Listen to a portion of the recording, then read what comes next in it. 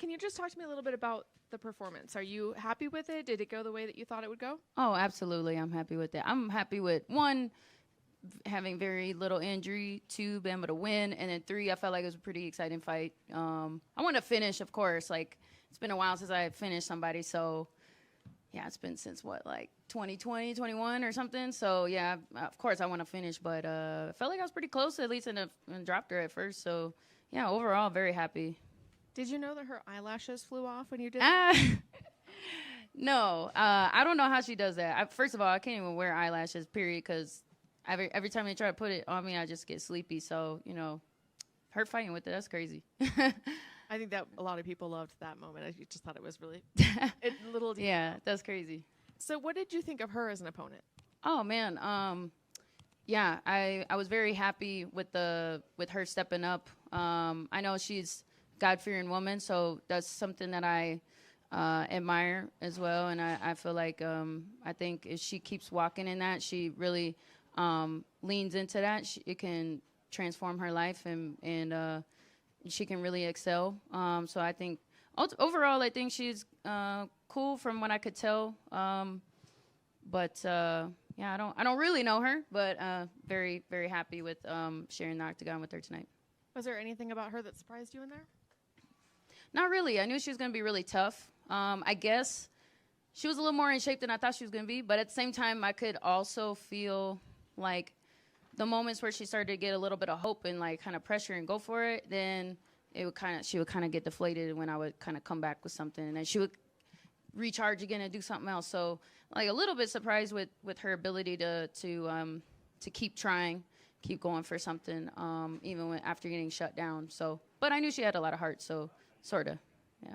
What did you think of everything that happened at weigh-ins? Like that was the headline the whole day. It was her cutting her hair, and it was, as women, we have this emotional connection with our hair.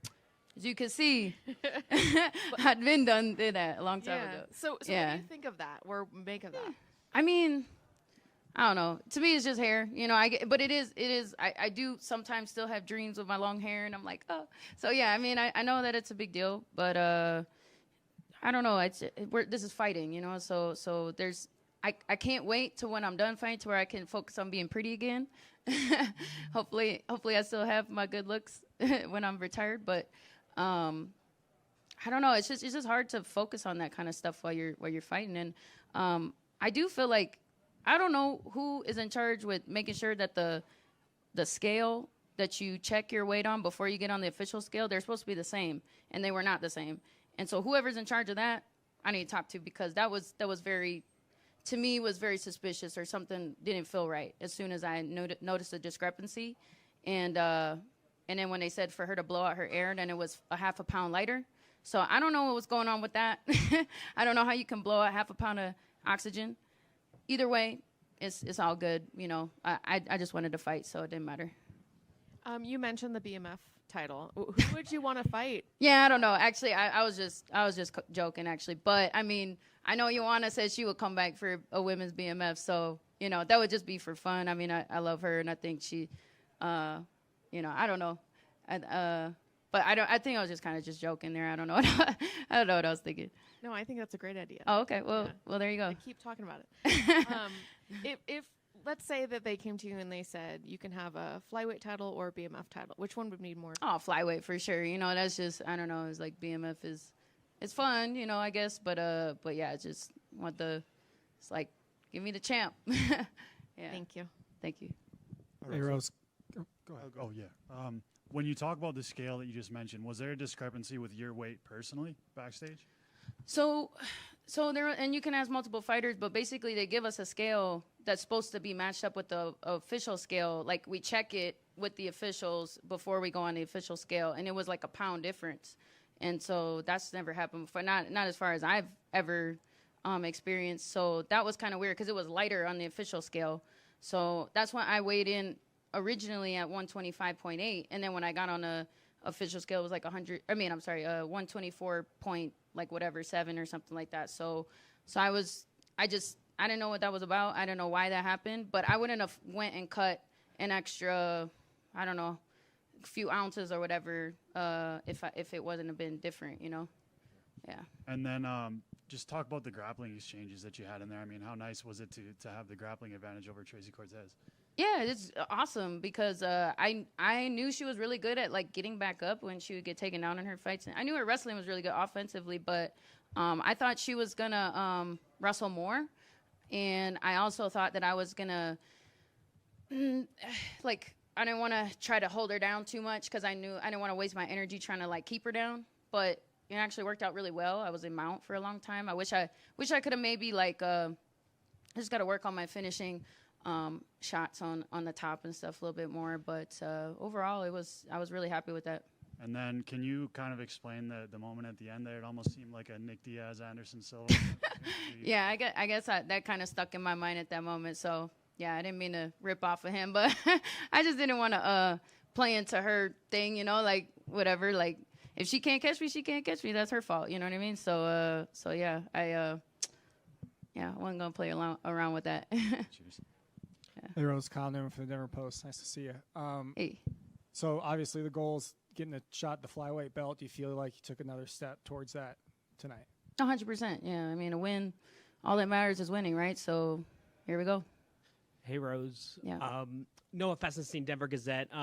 In a fight camp where you also fought local Metro Denver social issues such as the dog park, how does headlining a main event here stand out or have impacted your career, and how do you plan on continuing the fight that you're fighting?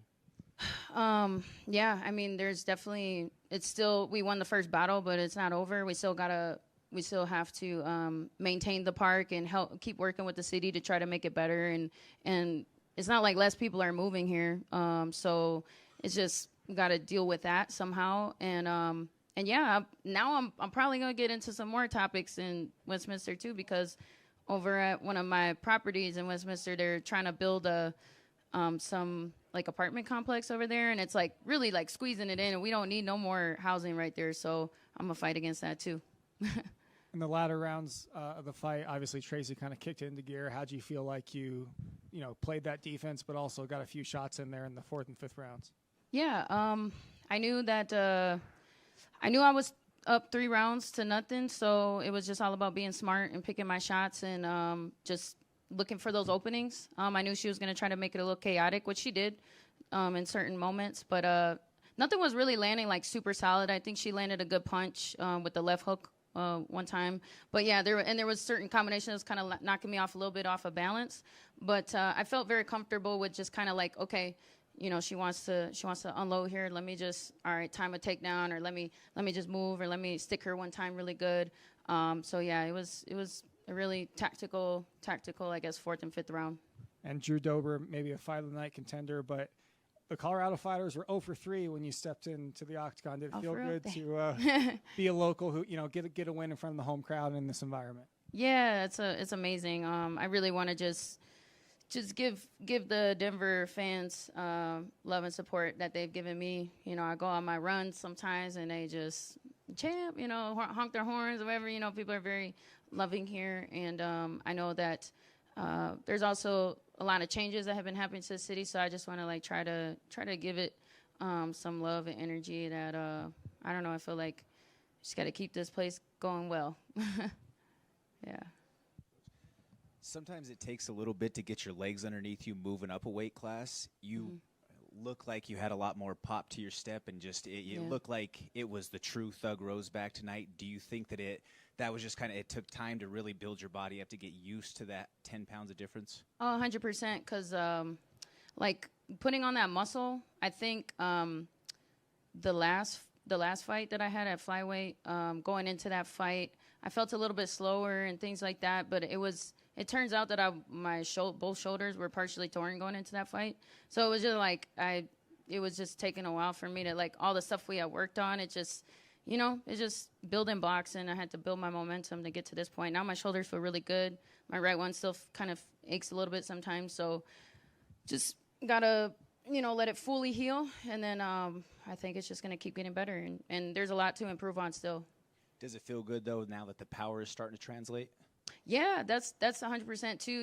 We've been working a lot with, I've been crisping up my boxing and just kind of fixing some things that I haven't really corrected in many years. I think just some classical boxing stuff with Jake Ramos, and And then, yeah, some of the stuff that Pat's been trying to show me for like forever has been finally, you know, clicking, and we're communicating a lot better. And obviously Chico is, you know, always great. And, you know, I just have really good people surrounding me. Thank you. Do you hope to fight again this year? Do I hope to fight again this year? Yes. I mean, that would ultimately, that's originally what I felt like I was wanting to do going into this fight. Right now I'm a little tired, but I will probably be excited to do that very soon. Rose over here. Is there any chance we get a Jessica Andrade trilogy, seeing as though she's like a BMF in her own right? She is. Oof, man. You know, that's the one thing is I would fight her maybe for another belt, and you saying that, it's like, but I want the real belt, you know. So if you know, that's interesting.